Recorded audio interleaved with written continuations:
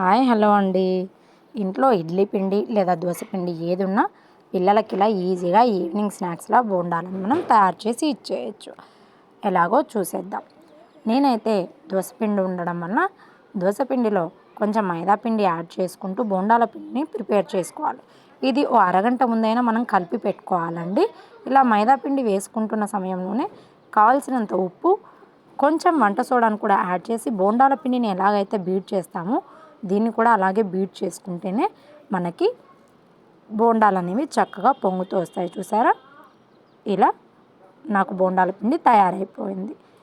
మీకు తగినంత పిండిని వేసుకొని తయారు చేసుకోండి. తర్వాత మూత పెట్టి అరగంట పక్కన పెట్టేసుకోవాలి. అరగంట తర్వాత పిండి ఇలా నాకైతే సరిపోయేలాగే ఉంది. మీకు ఒకవేళ లూజ్ అయితే మళ్ళీ కొంచెం మైదా పిండిని వేసుకుని కొంచెం టైట్గా కలిపేసుకోండి. ఇప్పుడు డీప్ ఫ్రైకి సరిపడినంత ఆయిల్ పెట్టుకుని చక్కగా ఒక్కొక్క బోండాని మనం ఇందులో వేసేసుకోవటం. ఇలా అన్నిటినీ వేసుకున్న తర్వాత చూసారా ఈజీగా పొంగిపోతున్నాయి. మనం కొంచెం వంట సోడా వేసుకున్నాం కదా, అలాగే బీట్ చేయటం వల్ల కూడా ఇలా పొంగుతాయి. ఈ బోండాల పిండిలో కావాలంటే ఉల్లిగడ్డ, జీలకర్ర, కరివేపాకు అన్నీ వేసుకోవచ్చండి. నేనైతే ఇవేమీ వేయలేదు, సింపుల్గా చేసేసుకున్నాను. చూసారా ఈజీగా టమాటో చట్నీతో నేను సర్వ్ చేసుకున్నాను. పిల్లలైతే చాలా ఇష్టంగా తినేస్తారండి.